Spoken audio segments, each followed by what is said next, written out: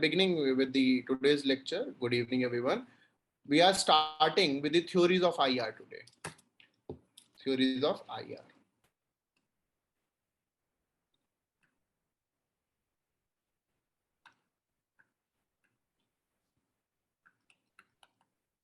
Now, in the IR, there are various theories that we have to do. We have to begin with the realism.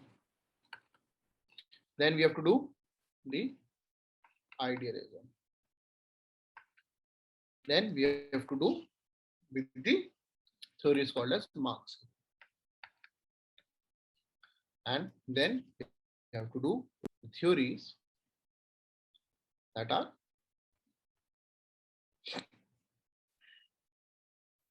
functionalist and the systems theory. These are the 5 theories that are given in our syllabus. Functionalist theory,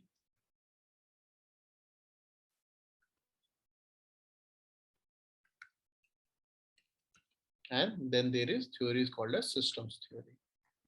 Every year there is at least a question of 15 marks from these theories. Every year one question of 15 marks is asked from these theories. That means we have to understand this.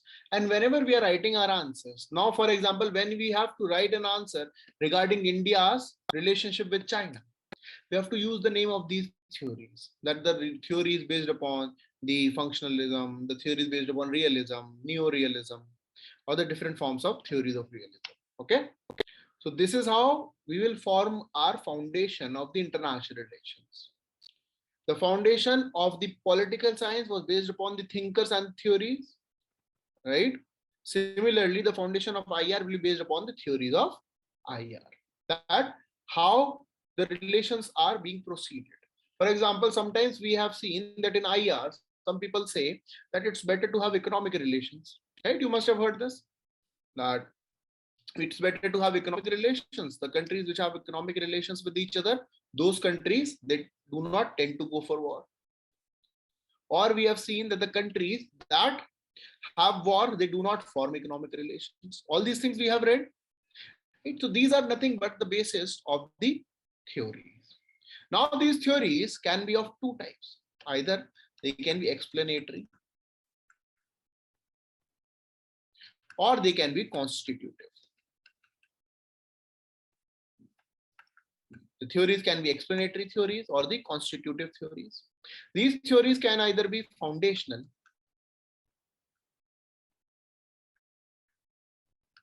and anti-foundational.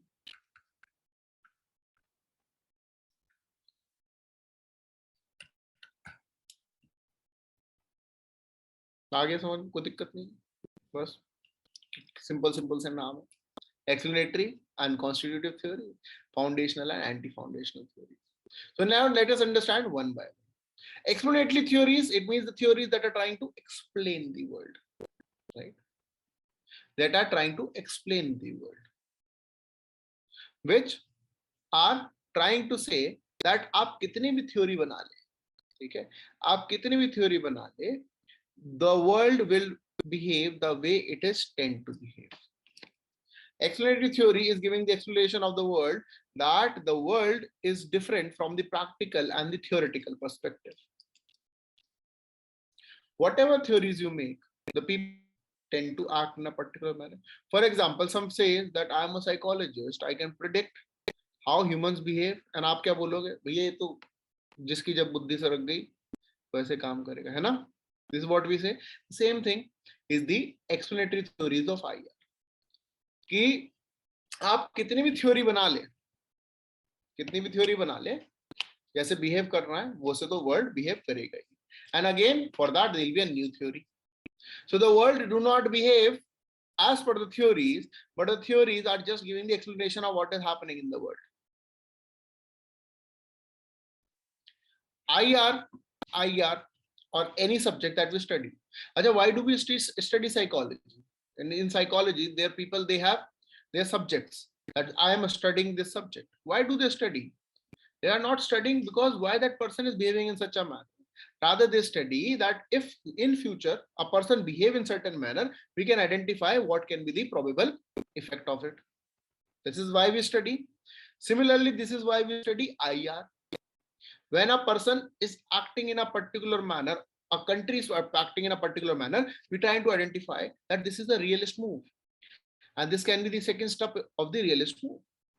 But the explanatory theory is saying this is all theoretical. You cannot predict the real world. This is the meaning of explanative theories. Constitutive theories are saying that we can form our theories in such a manner that the actions can be determined. That in IR, you form theories and the countries act in such a manner. That is a constitutive theory. So explanatory theory says that it is all the outside perspective. The constitutive theory says that the world can be theorized and we can construct it in such a manner where we can predict what can happen. Okay. So this is the explanatory and this is the constitutive theory. I'm just giving you a brief idea. I'm giving you a brief idea how the theories are framed. Kuch theories explanatory, kuch constitutive. Then the second type of theories are foundational and anti-foundational theories. Foundational theory simply says that the world and anything in the world can be identified from the grounds of right or wrong or true or false. That there is a foundation of every action in the world. There can be right or wrong, there can be true or false. So this is the foundational theory.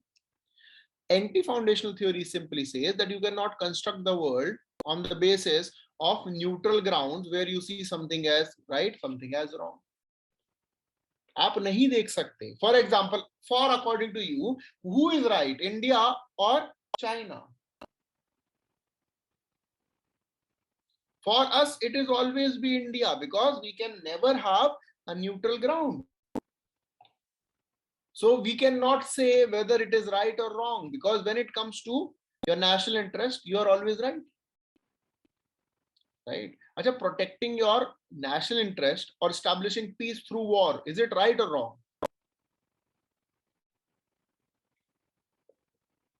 It depends.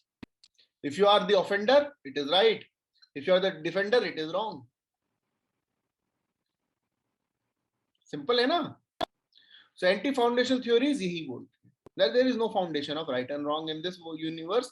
The only foundation is that you cannot predict anything. So these are the basis. तो आज जो theories है हमारी, जो theories हम इनको act करेंगे explanatory theories, हम act करेंगे constitutive theories. दूसरा एक understanding है explanatory theories can be foundational, explanatory theories can be anti-foundational. Constitutive theories can be foundational, constitutive theories can be anti-foundational. The perspective is to understand the theories from this parameter. क्योंकि हम लोगों ने एक study होती है that is called as epistemology. Epistemology says philosophy of philosophy. But when it comes to IR, it is very difficult to identify what is the epistemology of IR. Because in IR, there are so many actors involved. So it is very difficult to understand the epistemology. So we identify our theories as per our field. That okay, we are following the evolutionary or the explanatory theory. समझ में paper में नहीं आएगा, लेकिन फिर भी अगर question आ सकता है ना, discuss the types of theories of IR on the basis of which the approaches have been identified. Okay, समझ में आया? Very good. So on the basis of this, we'll start the first theory that is called as realism. It is very important. 99% times the question is asked from realism. It is so important that 99% times the questions are asked from realism only.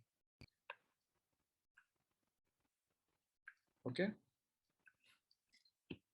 अब आपने कुछ statement सुने होंगे. There are no permanent friends and no permanent enemies. आपने सुना होगा that the world of international relations is just a war of all against all. आपने भी स्टेटमेंट सुना होगा that the only power in this world is the military and the economic power. ये भी आपने स्टेटमेंट सुना होगा that international relations depends upon the nature of leadership. Right? ये भी आपने सुना होगा लीडर पे डिपेंड करता है. लीडर कैसे है उससे बहुत बढ़िया होता है. इंटरनेशनल रिलेशंस में कोई एथिक्स नहीं होते हैं, ये भी आपने सुना है. राइट? अब ये क्या है, ये एक थ्योरी है रिलेशनशिप ऑफ इंटरनेशनल रिलेशन समझने की, that is called as realism. ये थ्योरी आई है, इसके कुछ प्रिकर्सर्स थे। अगर आपसे मैंने स्टेटमेंट बोला है that it is a war of all against all, तो आपके दिमाग में क्या आता है सीधा? पेपर वन में एक थिंकर हमने पढ़ा होगा, या आप लोग जब पढ़ेंगे पेपर वन, तो there is a thinker called as Hobbes, right? There we have heard Hobbes. याद नहीं होगा, एक थिंकर होता था हॉब्स, थॉमस हॉब्स। वो बहुत पहले कभी आपने पढ़ा होगा, 150-200 साल पहले, एंशिएंट टाइम्स में, है ना? हॉब्स ने बोला था the state of nature is a war of all against all, right? Very good. एक और थिंकर आपने पढ़ा होगा, मैकियावेली, राइट? आपने पढ़ा थिंकर हॉब्स, पढ़े ये वाले थिंकर पढ़े कि नहीं? हमें कोई आइडिया नहीं। तो these thinkers are considered as the precursors of realism. Precursors of realism means these thinkers have paved a way for the development of the theory of realism. इन्होंने डेवलप नहीं किया है, they did not develop this theory, they helped in the development of realism. इसमें कुछ और thinker भी हैं जो आपने नाम नहीं सुने हैं, इसलिए आपको हम बता देते हैं, कंफ्यूज नहीं हो। रूसो तो यू हैव हर्ड, रूसो तो you have heard. There is another thinker, Thucydides. Thucydides. These are the precursors of realism. It means if someone asks you how the realism developed, so realism developed based on the ideas of these thinkers. This had been a question in UPSC. Discuss the precursors of realism. Okay. So it is not the realism which is developed by these thinkers, it is the realism that developed on the ideas of these thinkers. Okay. अब realism होता क्या है?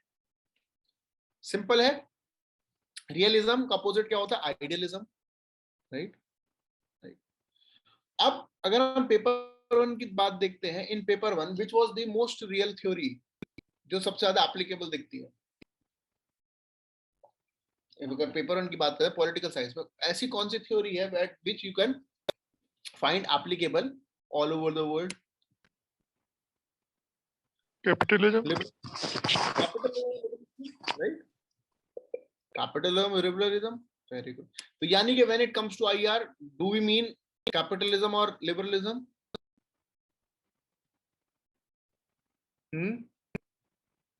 No. In IR, capitalism or liberalism is called as idealism.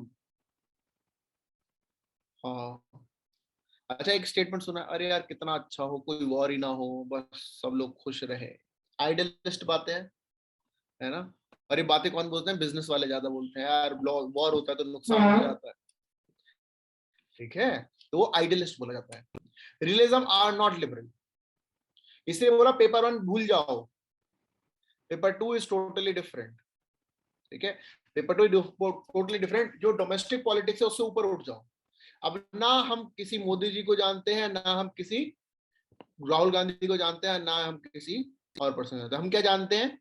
India, prime minister of India, president of India, the minister of external affairs. We are rising above the politics, और यहां पर rising above the politics means that we are moving upon a different sphere, जहां पर every country is acting as an actor.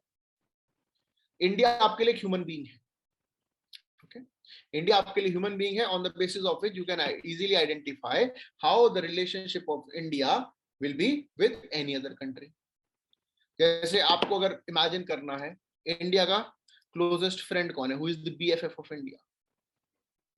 You can imagine, right? If you have to identify who is the enemy of India, you can imagine.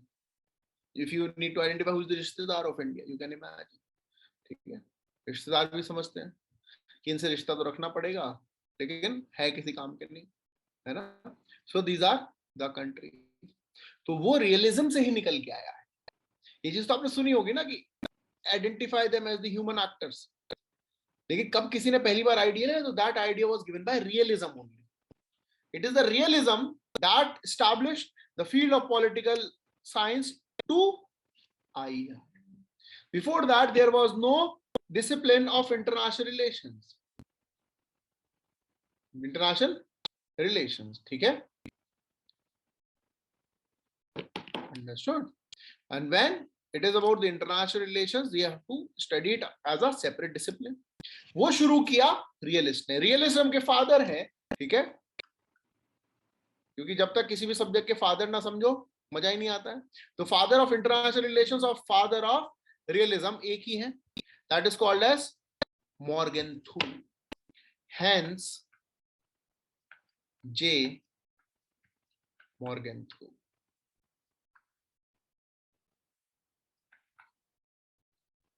ठीक है. अब realism की story कैसे निकल के आई? आपने देखा था फर्स्ट वर्ल्ड वॉर ओवर हुआ, right? Second world war over हुआ,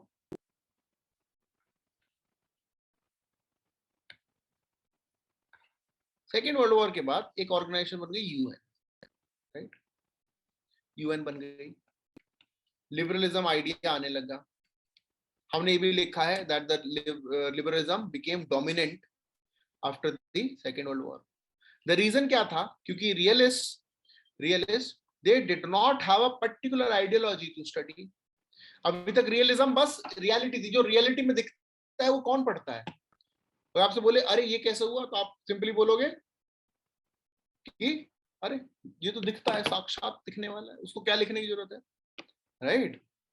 तो क्या लिखने की जरूरत है? जैसे फॉर एग्जाम्पल मौत का कुआं देखा है? एवर सीन मौत का कुआं? नहीं देखा. वेल ऑफ डेथ नहीं देखा? इसमें से बाइक पे ऐसे गोल गोल गोल गोल घुमाते हैं. हाँ, उसको क्या बोलते हैं इंग्लिश में? वेल ऑफ डेथ ही तो बोलते हैं, कुछ और बोलते हैं. अब आपसे कोई पूछे कि इसमें कैसे घूमते हैं? अरे सिंपल है, बाइक पे बैठते हैं, गोल गोल घूमते हैं, है ना? आप बोलोगे हम इसको इसे बताने की जरूरत, देख लो जाकर. This is what happening with the realism. अरे क्या जरूरत है पढ़ने की, देख लो जाकर. लेकिन मॉर्गेनथ्यू ने रियलाइज किया जो रियलिज्म जब तक स्टैब्लिश नहीं हुआ as a separate school of thought, liberalism dominant होते जा रहे हैं. लिबरलिज्म डोमिनेट होते हैं because they are establishing their various schools. और ये पता नहीं क्या क्या आइडियाज ले आए हैं. पहले लीग ऑफ नेशंस ले आए थे, फिर अब यूनाइटेड नेशंस ले आए हैं. ऐसे तो क्या होगा? थ्योरेटिकली यूएस को बर्बाद कर देंगे because Morgenthau was from USA and cold war was going on. And Morgenthau realized that in order to win the Cold War, there has to be realism in the ideology. और अगर liberal के हिसाब से चलेंगे, USA was already having a capitalist idea. अगर international relation में भी capitalism लगाएंगे तो पीस स्टैब्लिश कर देंगे और पीस हो जाएगी. अच्छा एक बात बताइए, people are afraid of whom? People are afraid of whom? Those who have money or those who have power?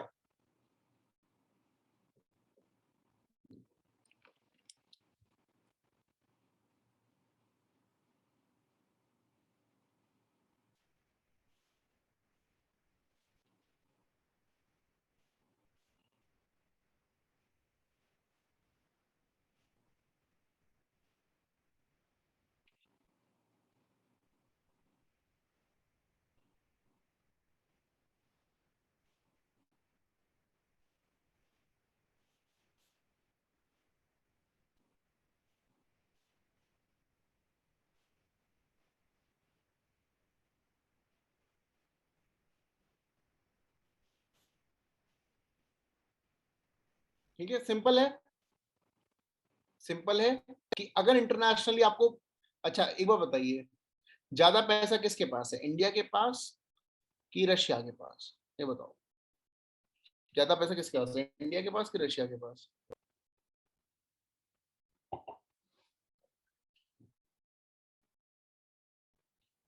बताओ आपको. Which has more money, India और रशिया? अरे बता दो, शर्मा मत. नहीं बताएंगे. रशिया. वेरी गुड बेटा, गूगल है, देखना रशिया का जीडीपी ऑफ रशिया एक बार चेक करो. जीडीपी रशिया चेक करो.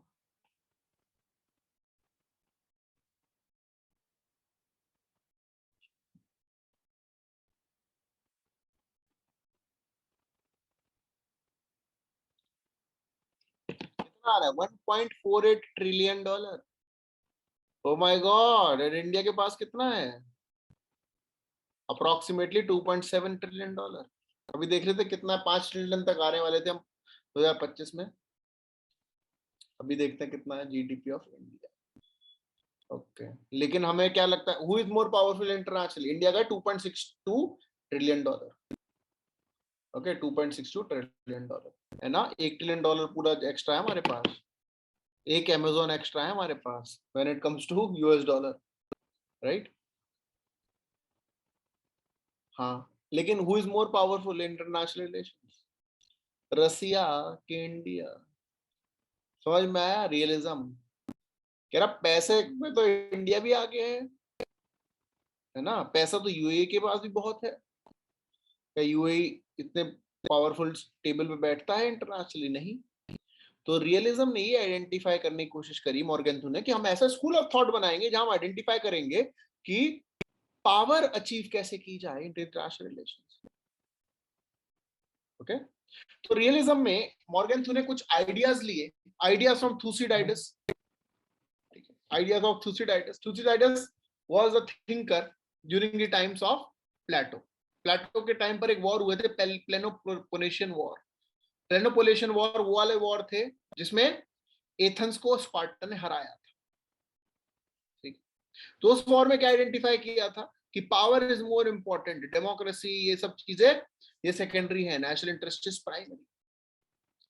ठीक है, नेशनल इंटरेस्ट इज प्राइमरी, क्योंकि अगर आप इस चक्कर में पड़ेंगे कि हम लोग डेमोक्रेसी लाएंगे, ये सब चीजें लाएंगे, तो उस हिसाब से तो हम कभी भी आगे नहीं बढ़ सकते। बिकॉज इंटरनेशनल रिलेशंस क्या है? It is nothing but an endless struggle for power. It is an endless struggle for power, उसके अलावा कुछ नहीं है। प्लेटो में भी, प्लेटो का पर्पस क्या था? To make Athens glorified, to bring the glory of Athens. उन्होंने बोला इंटरनेशनली आपका एक ही पर्पस है, that you want your country to become supreme. तो थुसिडाइडस के आइडिया से क्या आया था? That we have a continuous hunger for power.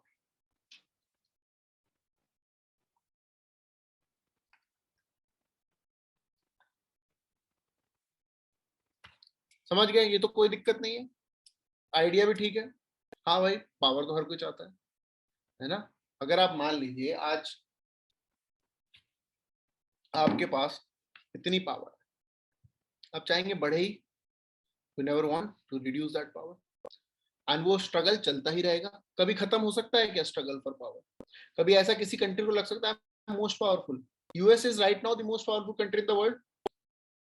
Has US stopped its struggle for power? No, it still continue. तो चलता ही रहेगा। थुसिडाइडस से ये आया। दूसरा एक थिंक करते हैं मैकियावेली।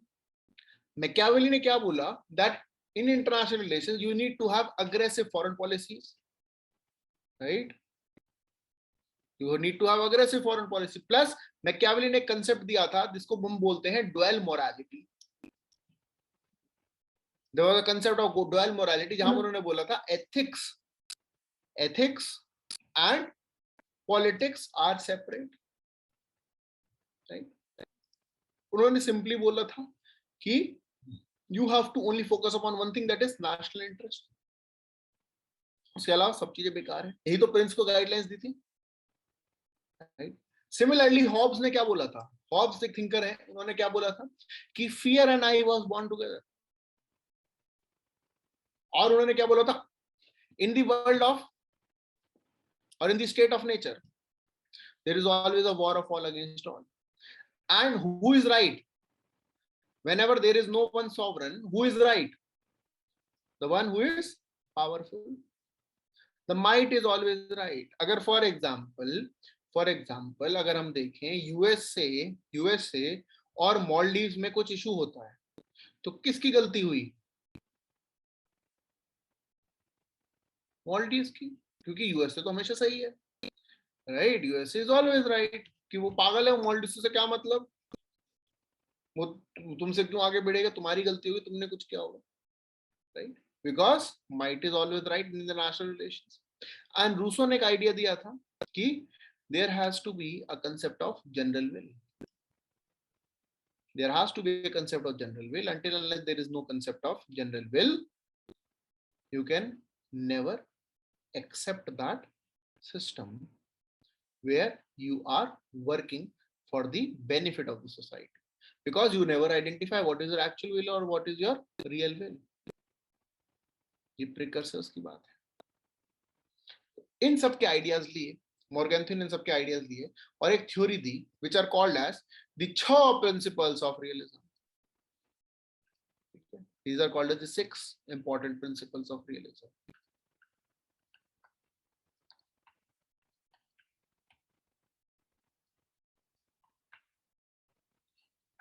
बहुत ध्यान से सुनिएगा, बहुत इंटरेस्टिंग है. कितने हैं प्रिंसिपल? 6. ओके. अच्छा ये बताइए, फेमिनिस्ट पेपर 1 में पॉलिटिकल है सबसे ज्यादा कौन सी आइडियोलॉजी से किलसते हैं? मैं देखते उनके आग लग जाती है. कौन सी आइडियोलॉजी को देख के लगती है?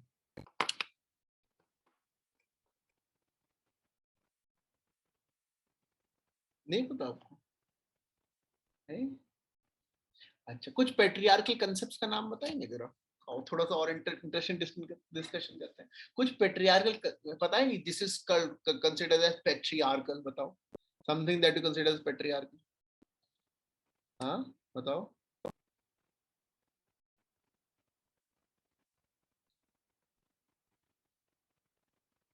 फिर बता दो.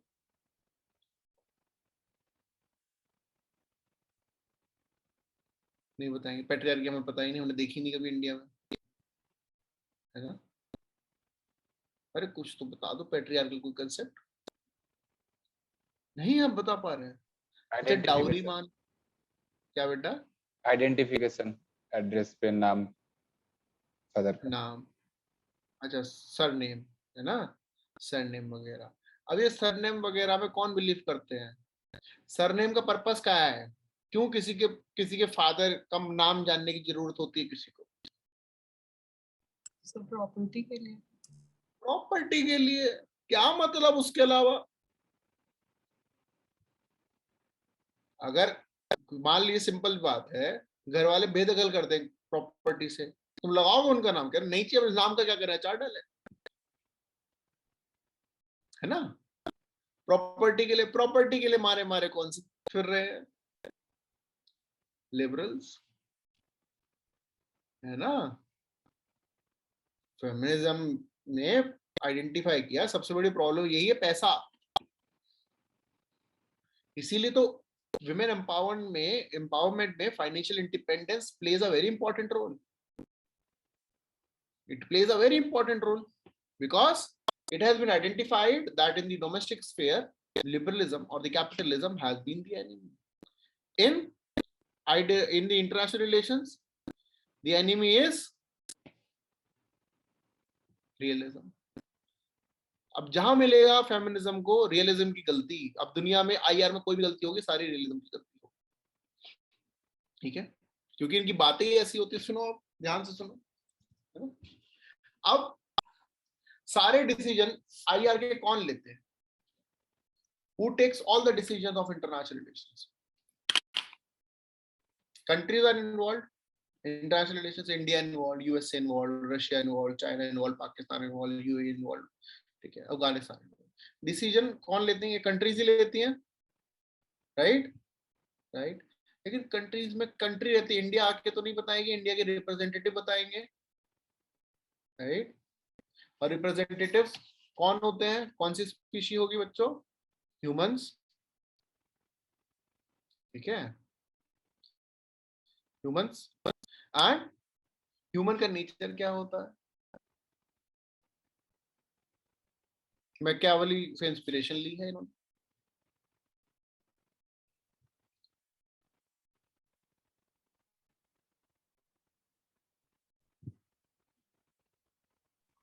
Fickle minded option.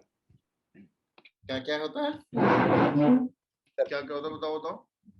4 में से फिकल माइंडेड जो है, ऑप्शन ज्यादा चाहिए सब हर टाइम. ऑप्शन ज्यादा चाहिए, फिकल माइंडेड होते हैं. अरे वो सब छोड़ो ना, चलो ये सब तो हमने मान लिया. और कैसे होते हैं? फिकल माइंडेड भी हो गए मान लिया, कोई दिक्कत नहीं है। और greedy, depraved, ग्रीडी होते हैं, अग्रेसिव होते हैं कि नहीं होते? अग्रेसिव होते हैं कि नहीं होते हैं? इंटरनेशनली अगर आपने एक चीज देखी होगी, the countries are very aggressive because of the human nature. It is because of the human nature that the countries, they have a aggressive behavior. Why? Because the international relations work on the concept of rise and detat. Rise and detat. Have you ever heard of this term?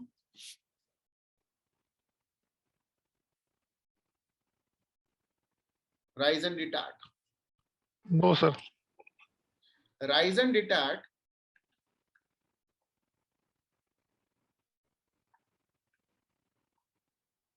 DETAT, ठीक है, French word है।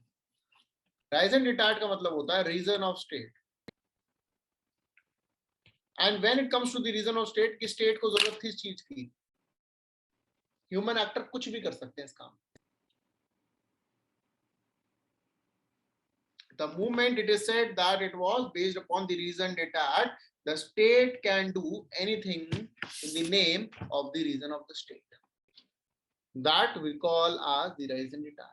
और ये decision कौन लेता है? This decision is taken by whom? This decision is taken by the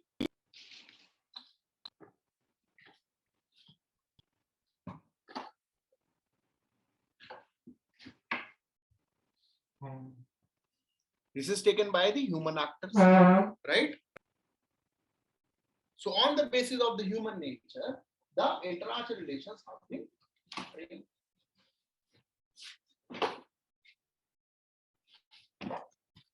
The international relations have been framed.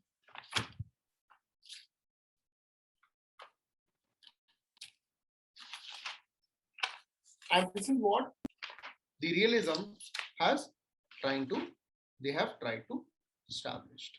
Okay, so on the basis of this, they have tried to establish the 6 important principle of realism. हम आपके लिए क्या करें, बहुत important word है जो missing हो रहा है वो ढूंढ, बहुत इंपॉर्टेंट वर्ड है।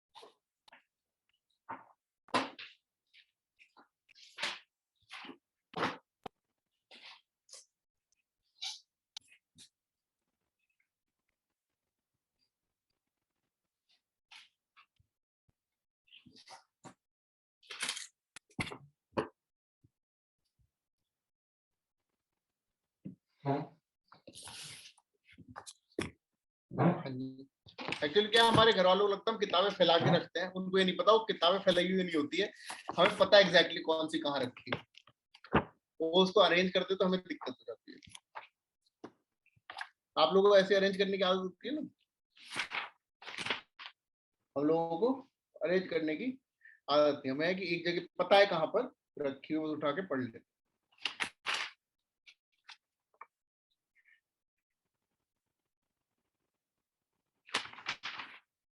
Yes, मिल गया। So human nature, everything is working on the human nature, and human nature works on the principle of animal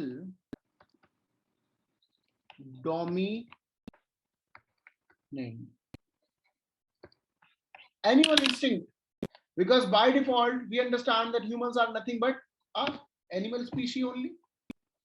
We are nothing but evolved animals, और क्या है हम, ठीक है? And we are power seeking, power seeking.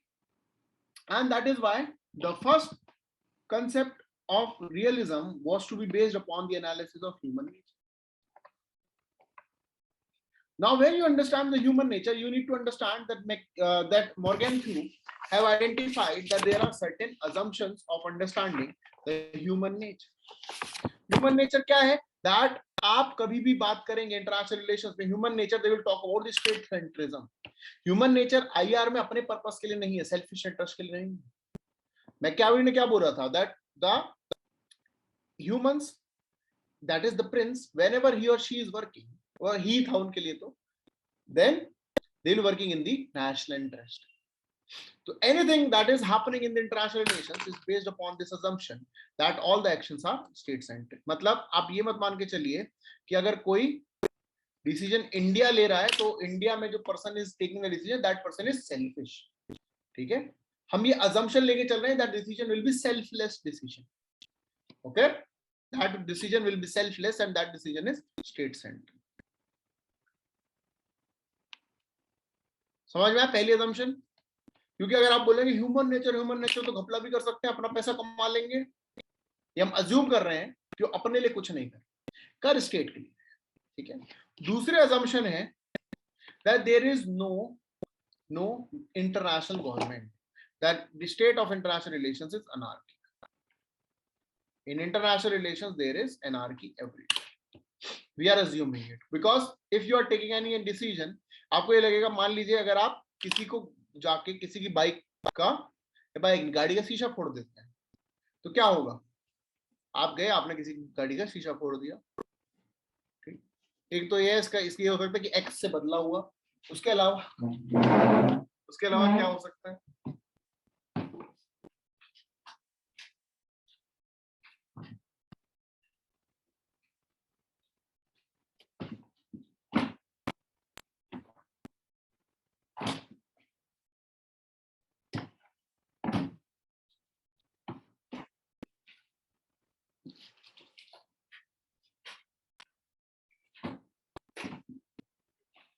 अगर किसी गाड़ी का शीशा फोड़ दिया क्या हो सकता है बच्चों?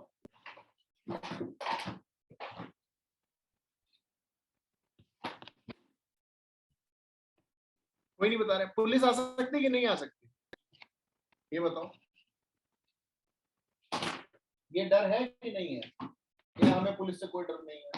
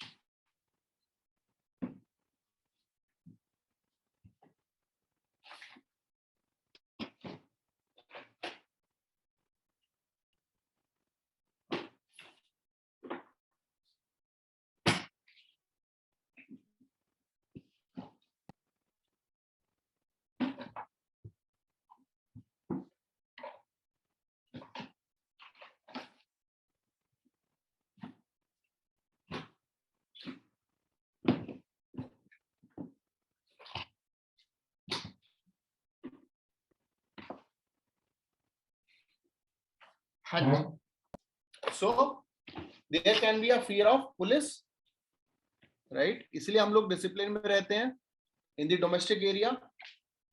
लेकिन अगर आपको पता लगे कोई पुलिस नहीं है, तब क्या करोगे? अगर आपकी गाड़ी का किसी ने शीशा फोड़ दिया and you know there is no police, then what will you do? What will you do in that case? Huh?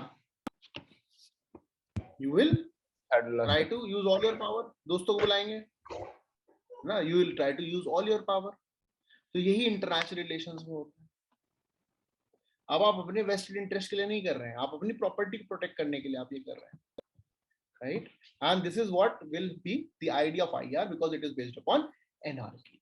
Okay, now third assumption, अगर आपकी गाड़ी का किसी ने शीशा फोड़ दिया और आपको पता है एनआरकी है और आपका कोई दोस्त भी नहीं जो हेल्प करने आएगा, तो welcome to international relations.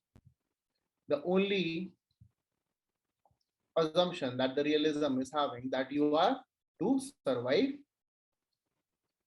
on your own, self survivor or self help.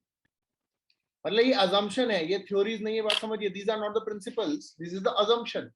मतलब whatever is happening, ये assume है. अगर for example आप बोलेंगे कि ह्यूमन एक्टर ऐसे कर रहा है, तो वो बोलेंगे अरे दोस्तों से मदद ले लेता, तो बोले नहीं, self help is the motive. यहां तक समझ में आ रहा है? प्लस आप सब कुछ काम करने से आपका पर्पस क्या है? Why you want to acquire everything? Because you want to have power acquisition. You want to have acquisition of power. You want to have acquisition of power. Okay? Are you getting my point? Very good. And the most important thing, that power is most important. Power is most important. These are the assumptions of the realism. First, that it is state-centric.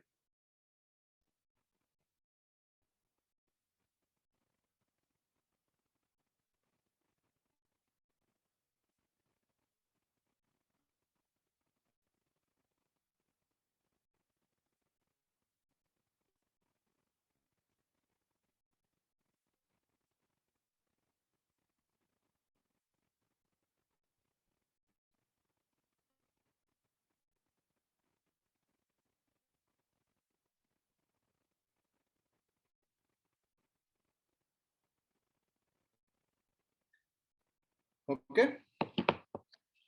ये scribble down कर लीजिए अभी तक जितना हमने बताया, ये सब चीजें. बहुत सारा देखो, आईआर बहुत बड़ा है, बहुत इंटरेस्टिंग है, इसलिए थोड़ा सा हम लोग स्पीड से चले, क्योंकि हमारा बताने को बहुत ज्यादा है. लेकिन पेपर के लिए हमें रिस्ट्रिक्ट रखना है, तो आपको हम पेपर के हिसाब से कम बताएंगे, लेकिन एडिशन बहुत ज्यादा बताते रहेंगे, इससे आप प्रिपेयर्ड रहें सब चीजें करने.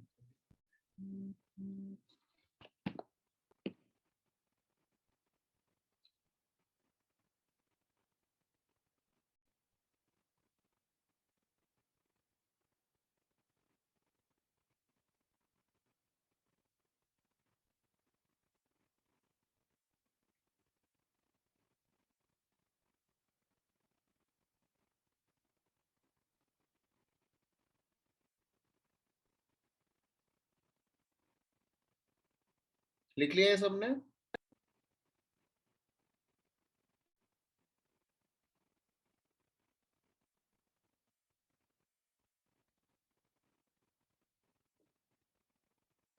हाँ, सबने लिख लिया.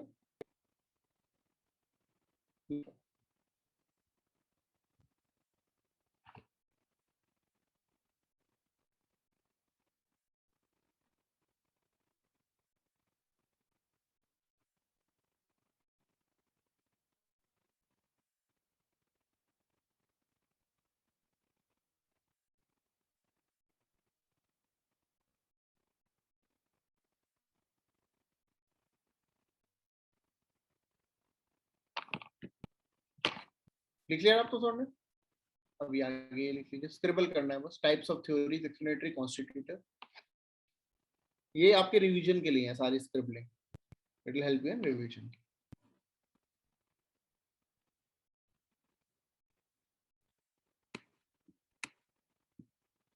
डीयू में कॉलेज खुल गए? हाँ, अभी अभी तो भी साइंस के लिए ऑनलाइन खुल गए. साइंस के लिए खुल गए. थियोरेटिकल अब सब्जेक्ट है ना, तो घर वाले सही बोलते हैं साइंस ले लो बेटा. अभी भी कॉलेज पूछ जाने रहे का थे, कर लो रिपीट. ना, ठीक है, यूपीएससी करना है, क्या फर्क पड़ता है, कहीं से भी करो. साइंस करो, कॉमर्स करो, कुछ भी करो, करना आपको यूपीएससी है ना. और अच्छा कॉलेज आपका तो केएमसी है ना? अच्छा कॉलेज आपका तो. और ठीक है सर, ऑनलाइन थोड़ा टाइम एक्स्ट्रा मिल जा रहा है, नहीं तो ट्रैवल आ गई. हाँ, फाउंडेशनल और एंटी फाउंडेशनल।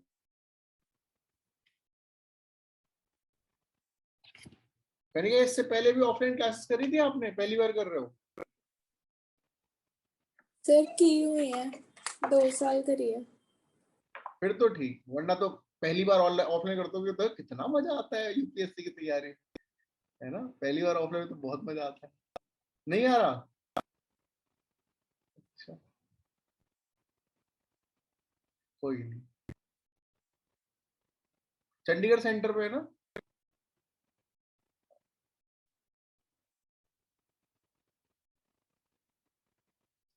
सर अब बस 10-15 डेज और है, फिर खत्म अचानक के। कौन सा सब्जेक्ट चल रहा है? सीसैट है सर। अच्छा, कौन पढ़ा रहा है? अमित जायसवाल सर है। अच्छा, वो तो मैथ्स पढ़ाते हैं, हाँ जी, वही वाले हैं। बहुत तेज तेज मैथ्स कराते हैं, देखो वैसे मैथ्स की ट्रिक्स बताते हैं। एक वहाँ पे सेंटर पे शुभम शुभम शुभम सर भी है वहाँ पर, पॉल साइंस वाले। नहीं है? अच्छा, पहले थे शुभम सर। ये लिख लो आप लोग, पर प्रीकर्सर्स की स्पेलिंग है प्रीकर्सर्स।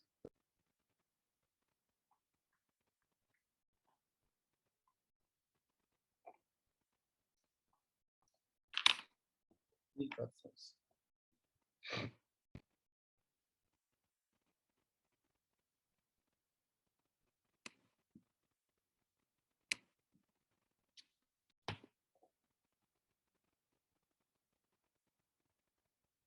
डन? ये सब लोग लिख लिख लो बेटा।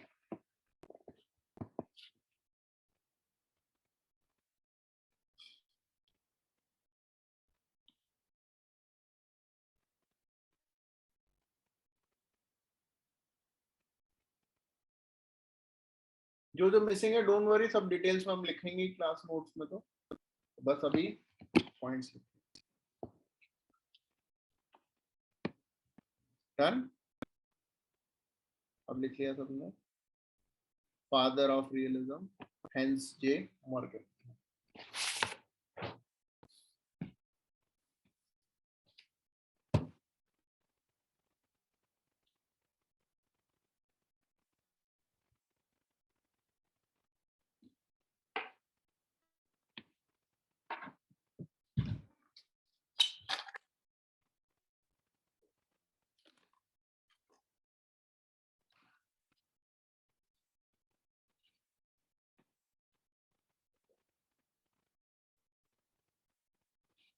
ये तो नहीं लिखना, ये 6 प्रिंसिपल्स हम लिखवाएंगे। उसमें ये वर्ड लीजिए, राइज एंड डिटैच लिखिए। Raison d'etat is a word, reason of state. Raison d'etat ये कीवर्ड्स हैं।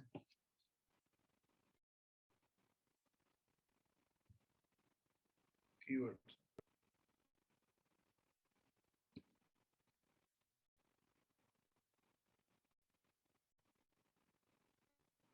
Animal dominantly.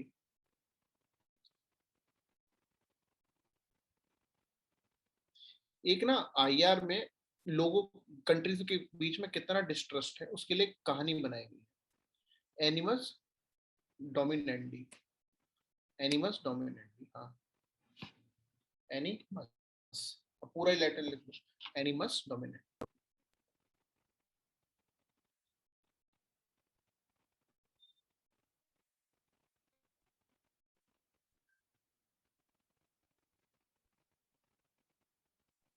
सर राइस डिटेक्ट।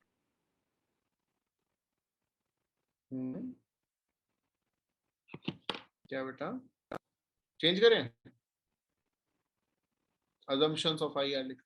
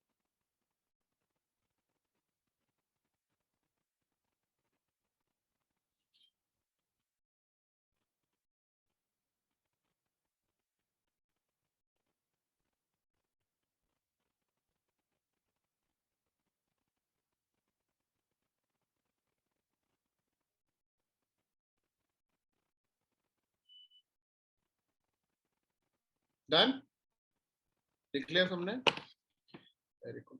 अब इंटरनेशनल रिलेशंस में आप ये मान के चल रहे ट्रस्ट डिस्ट्रस्ट तो है, there is a trust deficit, और वो ट्रस्ट डेफिसिट एक्सप्लेन करने के लिए देयर इज अ पैरेबल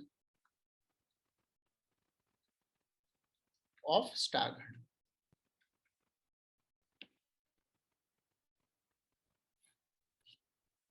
ठीक है, there is a parable of stag. उसमें बताया है कि मान लीजिए आप 4 लोग हैं, 4 लोग कौन है, एग्जाम्पल लेते हैं, बताओ नाम ले लो कोई भी, ABCD ले लेते हैं, सिंपलेस्ट है तो है ना, ABC। हम 4 लोग जंगल में फंस गए, ठीक है। अब हमारे पास 2 ऑप्शन है। पहला, एक हेयर है, हेयर मतलब खरगोश, मान लो अंग्रेजी खरगोश, ठीक है, रैबिट जिसको हम बोलते हैं, हेयर है। दूसरा स्टैग। हमारे पास 2 ऑप्शन है खाने के। हेयर पकड़ना आसान है, but it can only complete, better नहीं है, वहां पर क्या कर सकते हैं, नॉन वेजिटेरियन होना पड़ेगा, ठीक है, IR है, एनिमस डोमिनेंडी है ना, होना पड़ेगा, ठीक है। तो मुझे फरेस होते हैं, में से बिरयानी किसकी अच्छी बनेगी ये बताओ पहले, हाँ? कि इसमें से बिरयानी किसकी अच्छी बनेगी, भाई ये सब छोड़ो, है ना। तो अगर हेयर है, हेयर के लिए one can catch a hare, any one of you can catch that hare and eat it, but it is sufficient only for fulfilling hunger of one, ठीक है। स्टैग है, अगर उसको पकड़ेंगे, चारों कोशिश करेंगे तो ही स्टैग को पकड़ पाएंगे, अदरवाइज स्टैग भाग जाए। जेंडर न्यूट्रल ले लेते, भाग जाएगा या भाग जाएगी, ठीक ठीक, तो जेंडर न्यूट्रल ले लेते हैं, तो स्टैग विल रन। अब इंटरनेशनल रिलेशन में क्या होगा, सब लोग किसके पीछे भागेंगे, स्टैग के कि हेयर के?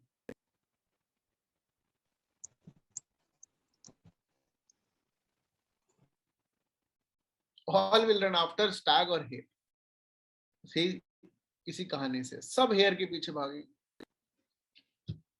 Because they will look for an option that can complete their hunger, ठीक है, that can complete their hunger rather than collaborating, because उनको पता है तीनों में से अगर एक ने भी धोखा दिया और वो पता है धोखा देते ही देते हैं तो हम भूखे रह जाएंगे, इससे बेटर है अपना पेट भरने के लिए everyone will run after the hair, and that is the level of distrust in international relations, ठीक है। इस डिस्ट्रस्ट के लिए बहुत सारे इश्यूज पेंडिंग हैं, जैसे कि काला पानी डिस्प्यूट हो गया इंडिया का नेपाल के साथ, सियाचिन डिस्प्यूट है पाकिस्तान के साथ, अक्साई चीन का डिस्प्यूट है चाइना के साथ, इजराइल पैलेस्टीन का डिस्प्यूट है वर्ल्ड में, या फिर आपका जो क्रीमिया वाला डिस्प्यूट था यूएस दैट इज रशिया और यूक्रेन के बीच में, बहुत सारे डिस्प्यूट सिर्फ इसी ट्रस्ट डेफिसिट की वजह से, ठीक है। On the basis of all these things, Morgenthau have now given the 6 principles of international relations, जो in future became the most important 6 principles in this discipline. If someone asks you the most important principles of international relations, these are these principles. If someone asks you what are the basic principles of IR, these are these principles. If someone asks you what are the basic principles of realism, these are these principles. In which the first criteria is that the international relation is based upon the human nature, and the countries, they act like humans.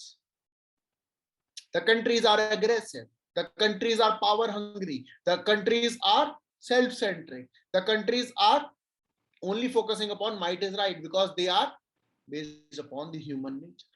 So the analysis of the international relations is done through the analysis of human nature. समझ में आ रहा है? This is human nature. उसके बाद human nature काम क्या करेगा, why the human nature is doing all these things, क्यों करने जा रहे हैं, why they are doing all these things. अच्छा, सबसे इंपॉर्टेंट क्या चीज है international relations, which is the most important thing, जिसके लिए आप सब कुछ कर सकते हो, that is called as national interest. There is only one interest that is supreme in the international relations, that is the national interest. इसके अलावा कोई भी इंटरेस्ट सुप्रीम नहीं है। आप कुछ भी कर लें, इसके ऊपर कुछ नहीं, और इसके लिए आप कुछ भी कर सकते हैं, है ना। आपने सुना होगा स्टेटमेंट, हमारे होम मिनिस्टर बोल रहे थे कि POK के लिए अगर उसको इंडिया में लाना पड़े या कश्मीर को अगर कोई भी थ्रेट है, उसको रोकने के लिए हम लोग अपनी जान तक दे सकते हैं। Why? Because it is our national interest, right? तो हम एज ह्यूमन एक्टर्स, हमने एक बात सुनी हो ना, we can even give our life for our nation. Why? Because we believe that it is worth sacrificing ourselves. तो रियलिज्म ने आइडेंटिफाई किया है that human nature is the nature on the basis of which all the analysis can be done, and the supreme interest is called as the national interest. ये national interest में हम क्या करना चाहते हैं? Through this national interest what we want to do, we want to identify national interest को fulfil करने के लिए हमारे पास एक ही मींस है, that is called as power. Power is the means, power is the end, power is the maximisation technique. सब कुछ हो रहा है पावर के लिए। The world is based upon only one thing, that is power, right? यानी कि the basic of the international relations is that it is based upon the role of human nature that wants to fulfill its national interest, and the only potent tool to fulfill the national interest is power. हर कोई अपनी power बढ़ाना चाहता है, be it economic power, be it military power, be it nuclear power, be it soft power.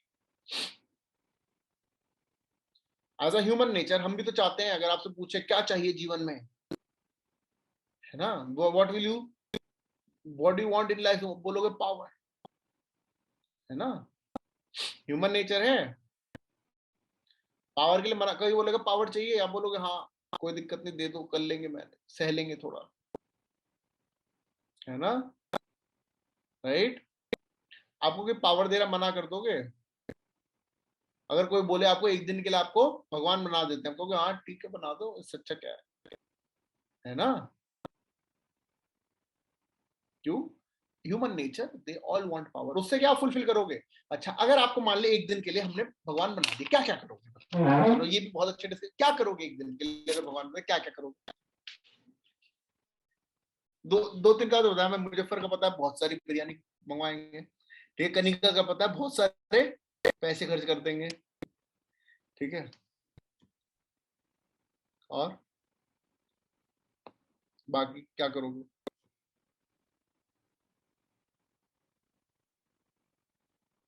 बोलो।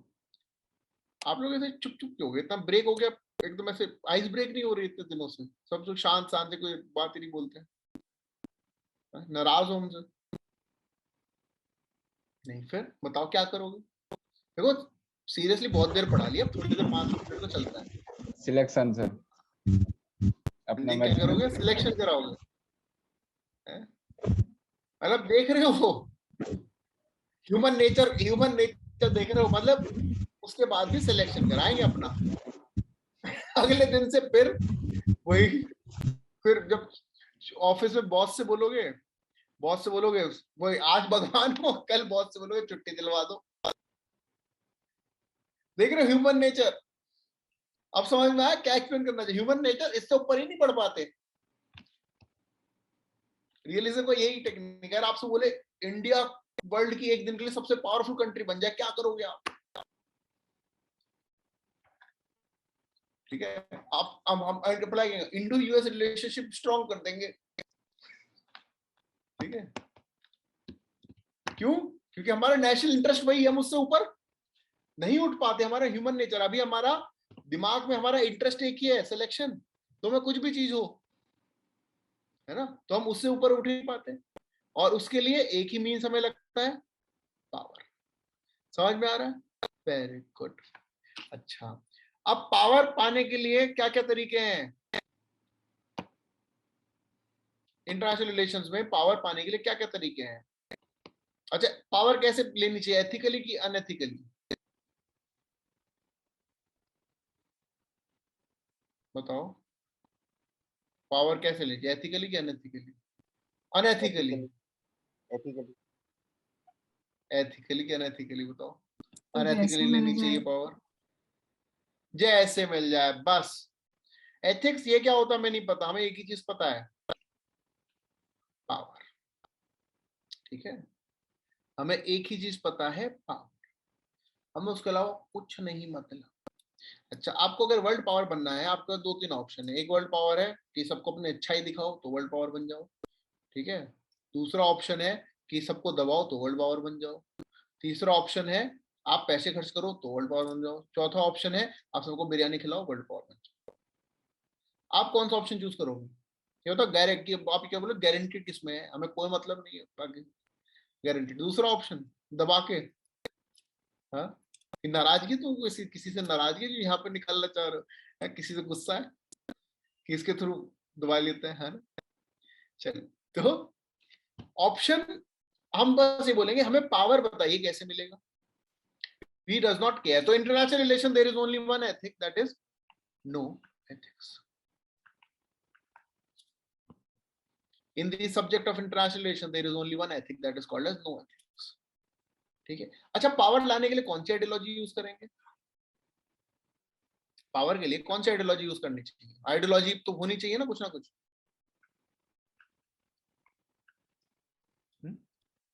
Ideology कुछ ना कुछ तो होनी चाहिए। तो कौन सी आइडियोलॉजी होनी चाहिए? कोई आइडियोलॉजी नहीं होनी चाहिए। अच्छा, बताइए। कैपिटलिज्म, उसमें कैपिटलिज्म और इसी से पावर। बताइए कौन सी आइडियोलॉजी होनी चाहिए? रियलिस्ट है, बोलते हैं आइडियोलॉजी से हमें कोई मतलब नहीं है, पावर बताओ कहां से मिलेगी। बस ये यही अटक चुके हैं, ये यही अटक गए। इसके आगे कोई बोलते हैं दिस इज अनएथिकल, कह रहे वो क्या होता है हमको नहीं पता। वो बोलते हैं this is there is no such ideology which says power is the means, power in the centre. उन्होंने बोला यहाँ पे आप पावर लेने बैठे हो, आइडियोलॉजी लेने बैठे हो। समझ में आ रहा है?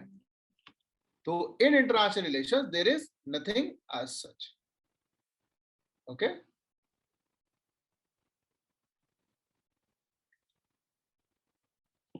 सो ये पांचवा है, that there is no ideology.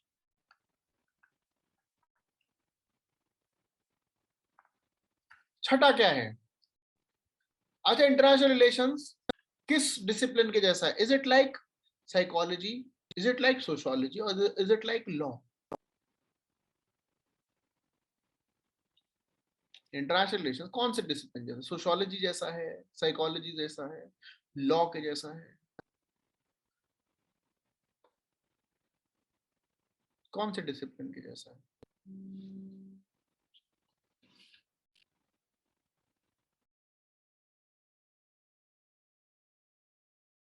Sir सबके एलिमेंट्स हैं बट डिसिप्लिन तो इंडिविजुअली अपना है।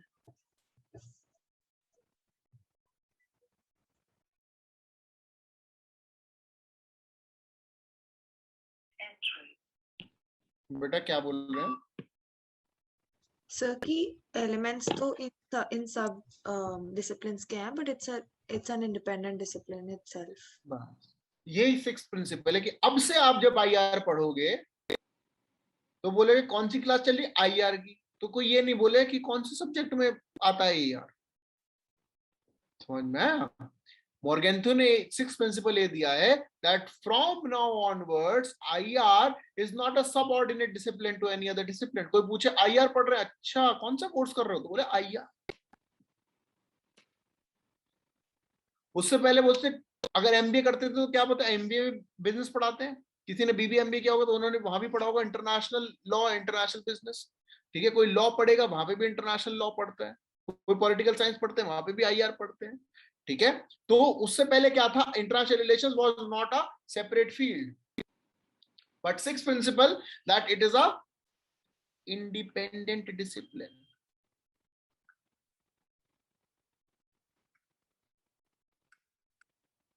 ठीक है, इंडिपेंडेंट डिसिप्लिन। तो अब से कोई मोर्गेंथो के बाद से 1948 के बाद से कोई ये नहीं बोल सकता था, जब कोई बोलता था क्या पढ़ रहे हो, आईआर पढ़ रहे हो। अच्छा बीए कर रहे हो, बीकॉम कर रहे हो, तो बताओ फिर आईआर कर रहे हैं, masters in IR, right? It became a separate discipline. These are the 6 principles. First, human nature. Everything is based upon the human nature. Second, there is nothing more superior than the national interest. Power is the means, power is the end. So, no ethics, no ideology, independent discipline. And these form the 6 important principles of realism. Okay. And ये जो principal है ये पुराने जमाने में आए थे, इसलिए इनको बोलते हैं क्लासिकल रियलिज्म। ओके, ये है क्लासिकल रियलिज्म। मतलब अगर क्लासिकल रियलिज्म है तो उसका मतलब कोई नया भी रियलिज्म आया होगा। तो there are different types of realism. Classical, दूसरा रियलिज्म कौन सा है? Neo realism. ठीक है, नियो रियलिज्म। रियलिज्म में एक और फॉर्म ऑफ रियलिज्म है जिसको बोलते हैं स्ट्रक्चरल रियलिज्म। एक और टाइप ऑफ रियलिज्म है जिसको हम बोलेंगे गेम थ्योरी। ओके, एक और रियलिज्म है जिसको हम बोलेंगे लिबरल रियलिज्म। ठीक है, these are the forms of realism that we need to study. Okay, and एक और रियलिज्म है जिसको हम बोलेंगे classical neo realism. Classical neo, इसको हम अच्छे से बनाएंगे। ठीक है, अच्छे से बनाएंगे। ऐसे सबसे पहले लिखना है classical realism left hand side पे, फिर राइट हैंड साइड पे जो न्यू फॉर्म है न्यू रियलिज्म है। First is new realism. Classical realism के प्रोपोनेंट कौन है? क्लासिकल रियलिज्म के प्रोपोनेंट कौन है? हेंस डे मॉर्गन कलर से लिख देते हैं।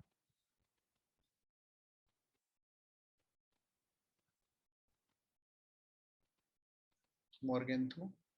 न्यू रियलिज्म में इसको एक और रियलिज्म बोलते हैं, इसको बोलते हैं साइंटिफिक रियलिज्म। ठीक है, इसको और बुलाते हैं साइंटिफिक रियलिज्म। इसमें दो प्रोपोनेंट है। पहले है केनेथ वॉल्ट्स।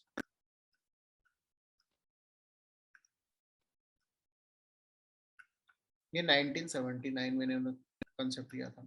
स्ट्रक्चरल रियलिज्म में है जॉन मेर्शाइमर।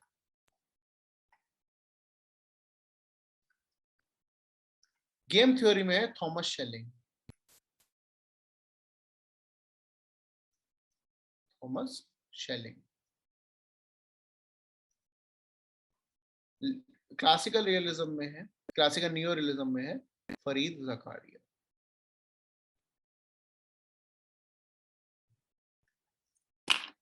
एंड आपके लिबरल फॉर्म ऑफ रियलिज्म में है हेडले बुल। Hadlee bull.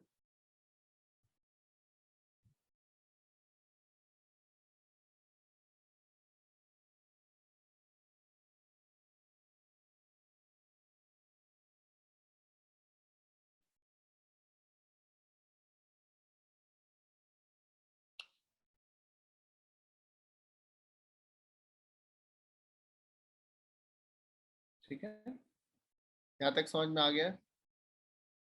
कोई दिक्कत? मॉर्गेंथो की जो बुक है उसका नाम है politics among Nations. Politics among Nations. Sir structural कौन सा है? क्या बेटा? स्ट्रक्चरल कौन सा, नियो या क्लासिकल? दोनों सारे नियो है, ये सारे नियो ही आते हैं, लेकिन स्ट्रक्चरल में दो है। एक साइंटिफिक रियलिज्म, स्ट्रक्चरल में साइंटिफिक रियलिज्म, वो सॉरी नियो रियलिज्म में साइंटिफिक रियलिज्म आता है केनेथ वॉल्ट्स, और स्ट्रक्चरल रियलिज्म में आता है आपका जॉन मेर्शाइमर।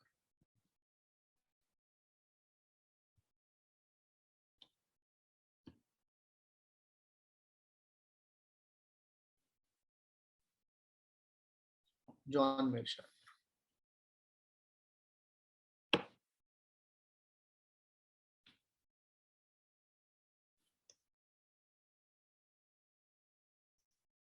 ये अलग से तो हम लोग करेंगे, बस एक फ्लो चार्ट है जिससे आपको पता लग जाए कौन कौन से टाइप्स ऑफ रियलिज्म हमें पढ़ने हैं। तो क्लासिकल नियोलिबरल में दो है, एक साइंटिफिक रियलिज्म और एक structural realism. Scientific realism Kenneth vaults, WLTZ है, स्पेलिंग में थोड़ा सा दिक्कत आ रही है लिखने, WLTZ, केनेथ वॉल्ट्स। फिर है John Mearsheimer, MERSHIEMER, John Mearsheimer, structural realist है। फिर गेम थ्योरी में है थॉमस शेलिंग।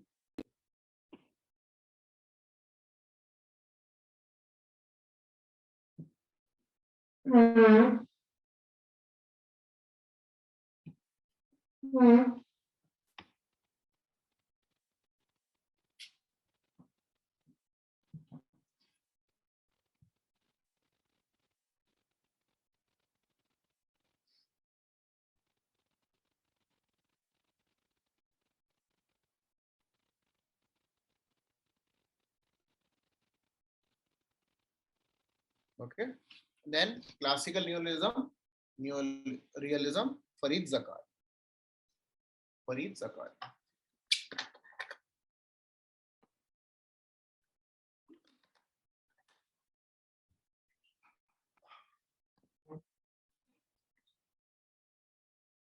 Okay. लिख लिया आप सबने. और लिबरल रियलिज्म में है हेडले बुल. यहाँ लेफ्ट में लिख रहे हैं spelling HEADLY bull. Okay. Hadlee bull.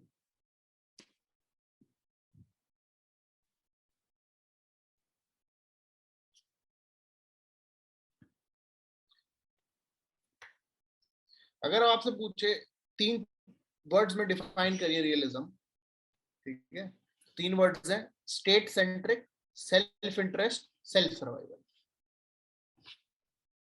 State centric, self interest, self survival.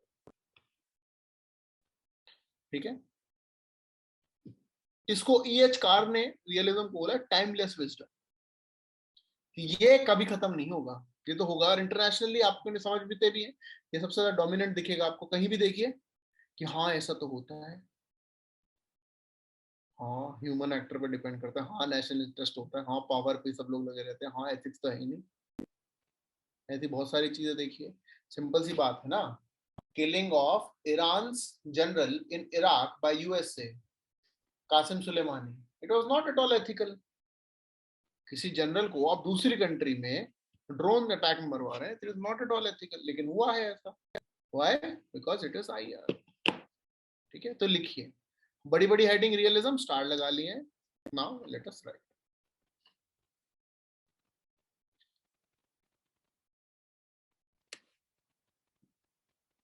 According to EH कार, E की स्पेलिंग E, H की spelling H, CARR, EH car.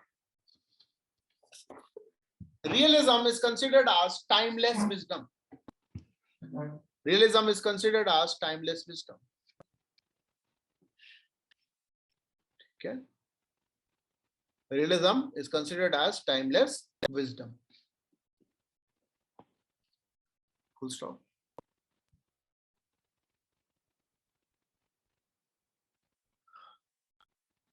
Realism is considered as the most dominant school.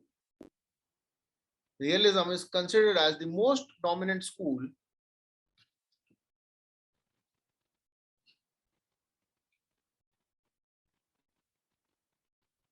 in the international relations. In the international relations, which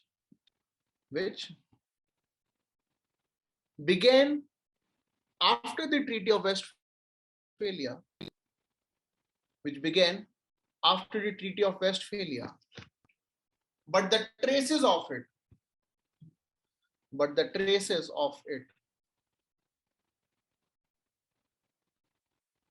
were found,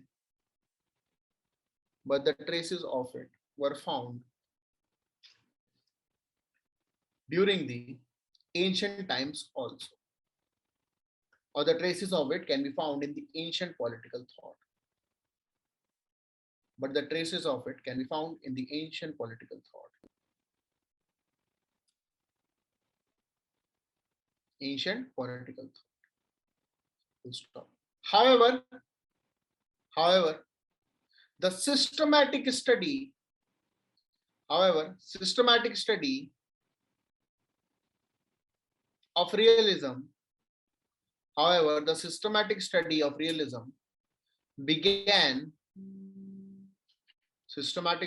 realism began systematic study of realism began only after Second World War. Systematic study of realism began only after Second World War. Full stop. All right.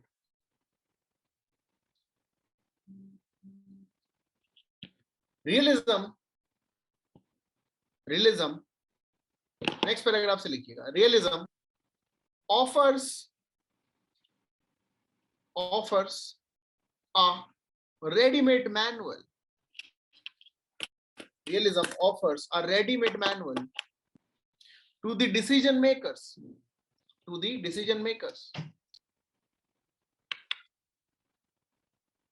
Who wants to maximize the interest of the state. Want to maximize the interest of the state. Okay.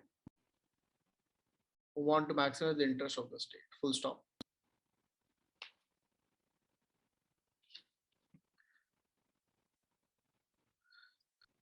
Right. The school of realism was established by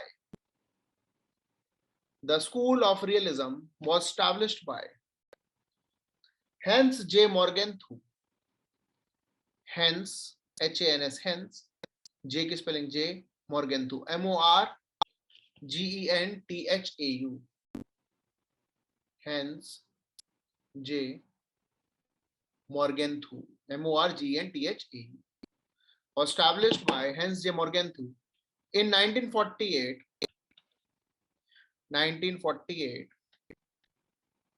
Where in his work,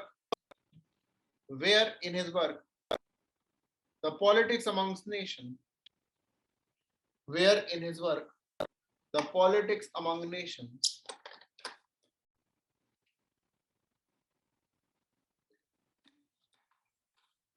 where in his work, the politics among nations, he established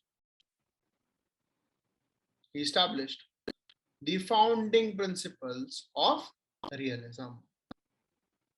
Established the founding principles of realism. Full stop. Okay. Right. Next paragraph.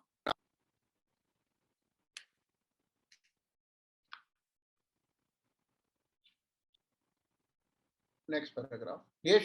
अपने understanding के समझिए. It is right now we are talking about the precursors of realism. ठीक है. Now we are writing about the precursors of realism. So write, the traces of realism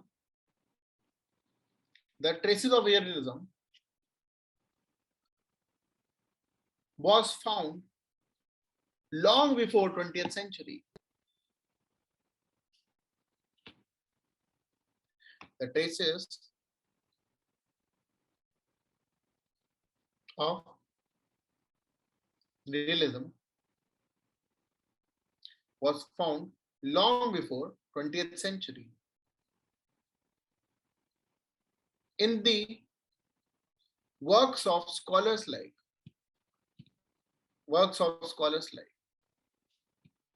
Thucydides, Thucy, Thucydides,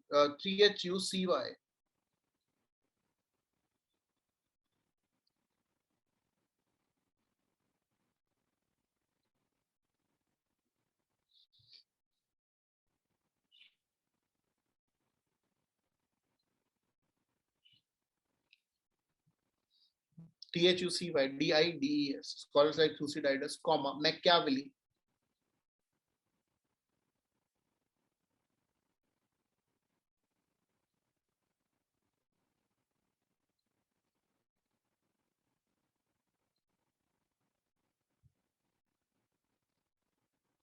आपको पता है दिल्ली में petrol कितने रुपए का है?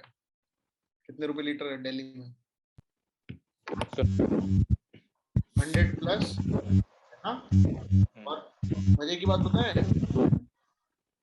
एविएशन टर्बाइन फ्यूल पता है दिल्ली में कितने रुपए लीटर है? प्लेन में जो डलता है 79 रुपीज लीटर. ठीक है. तो घर वाले कहते थे ना, हवाई जहाज खरीदते लोग उड़ाओगे कैसे? तो बोलो अब तो उड़ा सकते हैं, बस खरीदवा दो, है ना. तो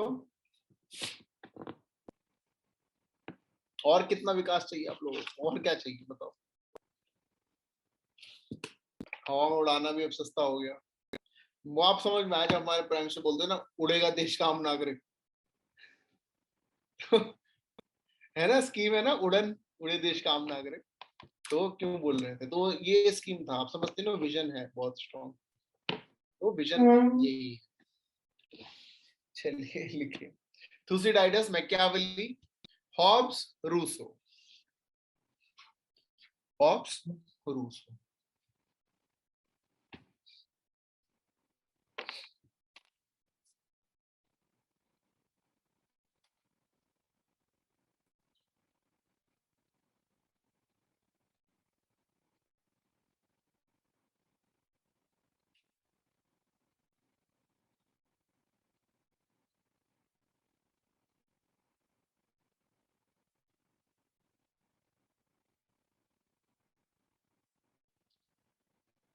हॉब्स, रूसो लिखिए।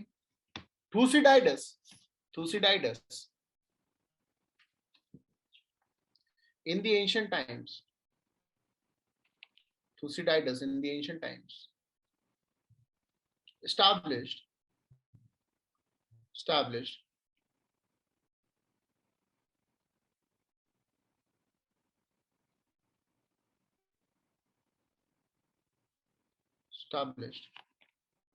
that international relations is driven by, Thucydides established that the international relations is driven by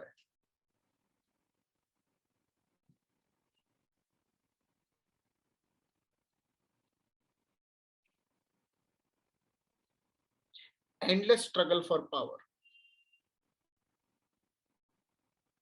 endless struggle for power.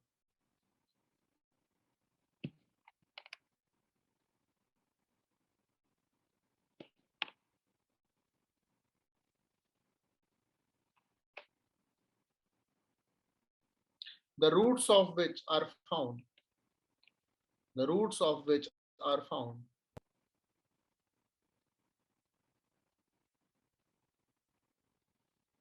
in human nature, the roots of which are found in human nature. Okay, right? Next point. Machiavelli in the Prince, Machiavelli in the Prince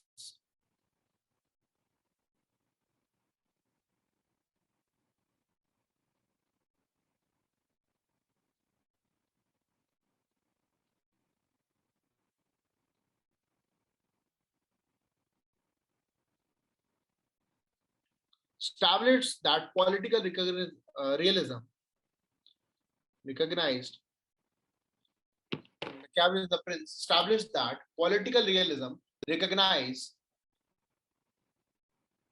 that the principles are subordinate to the policies, that the principles are subordinate to the policies. Sir एक बार please repeat करेंगे। Machiavelli in the Prince established that the political realism recognized that the principles are subordinate to the policies.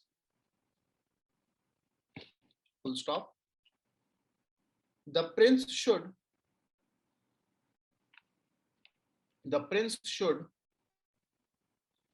accept and adopt.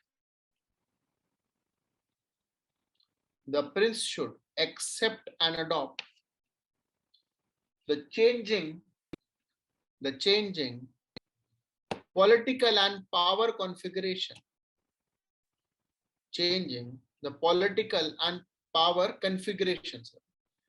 Political and power configuration in world politics. In world politics. Okay.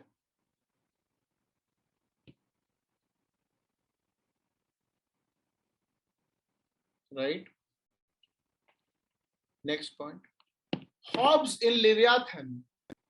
Hobbes in Leviathan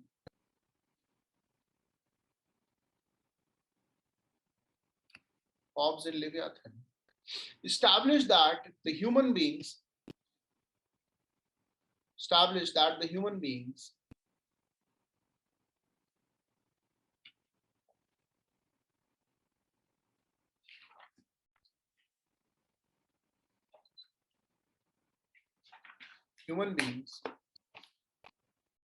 have insatiable, INSATIAABLE, insatiable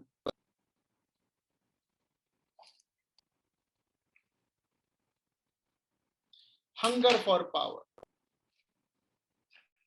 insatiable hunger for power. Hunger लिख लीजिए, lust लिख लीजिए, lust लिख लीजिए, ज्यादा बुरा लगता सुनने में, है ना? तो लस्ट फॉर पावर लिखे, हंगर और पावर फिर भी लगता है चलो ये तो नीड है, पावर हर किसी की नीड है, तो lust for power. The world politics is same as the state of nature, where the might is right, ठीक है. आज हम क्लास ले रहे थे तो ब्रेक्सिट पढ़ा रहे थे, इंटरनेशनल रिलेशंस पढ़ा रहे थे. तो ब्रेक्सिट है ना, ब्रिटेन मतलब यूके का एग्जिट हुआ है, तो इंडिया यूके के रिलेशन समझा रहे थे कि right now UK is a vulnerable situation. अभी लॉन्ग टर्म रिलेशनशिप थी यूरोपियन यूनियन के साथ, वो ब्रेक हुई है, वल्नरेबल रिलेशन है. तो मान ली हमने बोला कि इमेजिन कीजिए आपके फ्रेंड है, उनका ब्रेकअप हुआ है, ठीक है, तो आप किसको सपोर्ट करेंगे? ठीक है, तो बोलते सर सपोर्ट क्या, उसकी गर्लफ्रेंड ढूंढेंगे, कहाँ है अब, क्योंकि वो सिंगल है, ठीक है. तो आप भी नोटिस करिए, अगर आपको ऐसा कोई दोस्त है तो ऐसे आस्तीन के सांप को जो है अलग कीजिए, है ना. तो ये आईआर में भी यही होता है. आईआर में 2 कंट्री की लड़ाई हुई तो क्या करोगे? अब अगर इंडिया एथिकल नहीं होता तो यूके के थोड़ी यूरोपियन यूनियन के पास अपॉर्चुनिटी है, अब यूरोपियन यूनियन के आते, लेकिन हम लोग एथिकल लोग हैं, ठीक है, हम दोस्त को ही सपोर्ट करेंगे, है ना. हेलो, दोस्त को सपोर्ट करेंगे, क्योंकि ब्रो कोड भी नाम की भी कुछ चीज होती है ना. तो बस ब्रो कोड सिस कोड जो भी मतलब है, दोनों जेंडर न्यूट्रल. मतलब आपकी दोस्त का भी अगर फीमेल फ्रेंड का भी हुआ है तो आप भी जो उनके पार्टनर को नहीं ढूंढेंगे, ब्रो कोड सिस कोड जेंडर न्यूट्रल, ठीक है. लेकिन ऐसे दोस्त है, ऐसा आपका कोई दोस्त हो ना, ऐसी मजाक में पूछ लेना, पता लगा ऐसे तो पहले कट लो, है ना. पता लगा आपके पास कार्ड आ रहा है ना, शादी का कार्ड आ रहा है और दोस्ती लेके आ रहा है, आप खुश हो रहे हो दोस्त की शादी, ऐसा हुआ है ना. और यूपीएससी एस्पिरेंट्स के साथ तो ऐसा दिख गया मूवी में, ठीक है, सीरीज में भी हो गया. तो आपके साथ ऐसा ना हो, सावधान रहे, सतर्क रहे. तो अनएथिकल काम ना करें. लेकिन ऐसे मतलब ख्याल भी आता, हमने तो डायरेक्ट सोचा ही नहीं, मतलब कितना दिमाग तेज चलने लग गया बच्चों का, ठीक है. चलिए लिखिए Rousseau, next point. Rousseau in the state of war, Rousseau in his work the state of war. Hobbes का लिवियाथन हो गया, मैकियावेली का प्रिंस. एक काम करो, उनका नहीं लिखा ना हमने, सुसीडाइटस वाला नहीं लिखा ना, तो उनके वर्क का नाम लिखिए history of Peloponnesian, PELOPONNESIAN,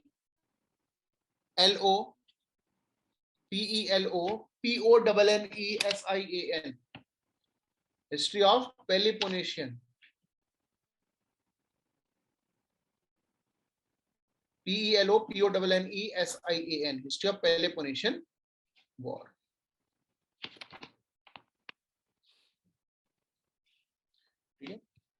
Hobbes in his work Leviathan established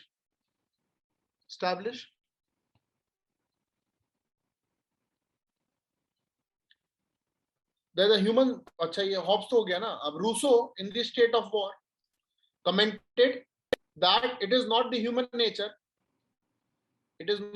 nature, but the anarchical nature of international relations. It is not the human nature but the anarchical nature of international relations that foster fear. Okay, that foster fear. Full stop. The similar ideas, next point में लिखिए, the similar ideas were given by thinkers like Kautilya. The similar ideas were given by thinkers like Kautilya and Sun Tzu. S-U-N, ये first name, second name is T-Z-U. Oh, sorry, T-S-U, Sun Tzu. S-U, Sun Tzu. S-U-N, Sun, T-S-U. ठीक है, इनके work का नाम था the art of war. The art of war. ठीक है, precursor समझ गया. Very good. Now next paragraph में लिखिएगा.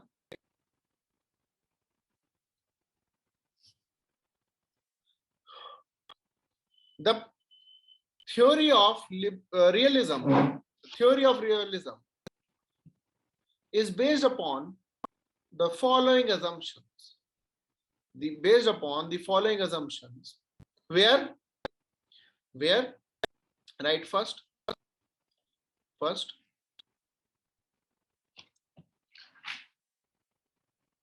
the theories are considered to be, or the theory is considered to be state centric, or everything is state centric. ठीक, किसी और को कंसीडर ही नहीं करते हैं. Businessman, NGOs, human actors, domestic politics, pressure groups, किसी को कंसीडर ही नहीं करते हैं. Everything is considered as state centric. First assumption, state centric. Second assumption, anarchical nature of IR. Anarchical nature of IR.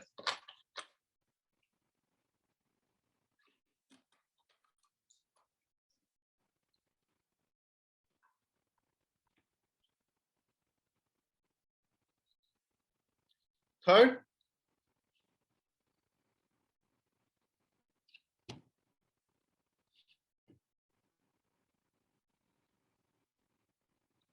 थक गए, बस assumption लिख के छोड़ दें. ठीक है, अब जल्दी लिखो स्पीड से. अच्छा, एक बात, एक कुछ चीज तो बताते हैं. जब लिखते हैं ना, पेन का क्या हटा के लिखा करो, पेन हैवी हो जाता है आप लोगों का. ठीक है, आदत डालो, स्पीड बढ़ेगी उससे. ठीक है, कोशिश करो, स्पीड बढ़ेगी. हम लोग क्योंकि लिखते हैं, हम लोगों को लगता है ना राइटिंग तेज क्यों नहीं हो रही है, ये रीजन है, हम लोग अपना पेन हैवी कर लेते हैं. ठीक है, थर्ड लिखिए, self survival. Third assumption is self survival.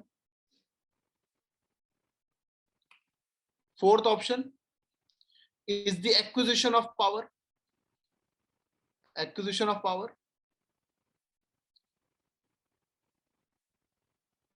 And fifth, the primacy of the importance of power. ठीक है.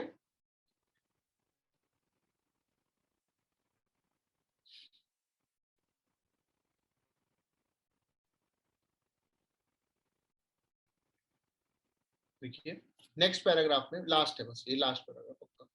Based upon this, there can be, or based upon this, there are three important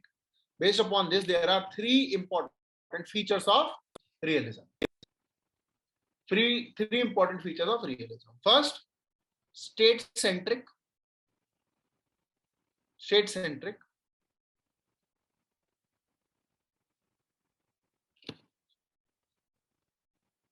Self-interest, and third is self-survival. State centric, self-interest and self-survival. ये common feature मिलेगा आपको सब ideas में, ये common assumption मिलेगी सब आइडियाज में. अभी हमने रियलिज्म, क्लासिकल वगैरह जब पढ़ेंगे, सबका कुछ कुछ अलग है, but all these things are common. ठीक है, that we will continue tomorrow. ठीक है, हम कल पढ़ेंगे क्या है उसमें, क्या रहता है ना. कोई दिक्कत, कोई टेंशन, कोई डाउट? क्वेश्चन लिखो, है ना. क्वेश्चन भी तो लिखने शुरू करने, है ना. यूपीएससी के क्वेश्चन देखते हैं. अब तो ये भी बहाना नहीं, प्री आ रहा है, प्री के लिए तैयारी कर रहे हैं, है ना. अब तो सारे बहाने खत्म हो गए, अब तो क्वेश्चंस लिखने ही पड़ेंगे.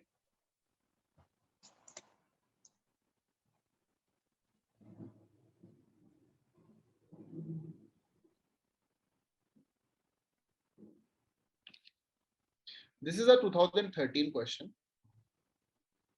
Okay.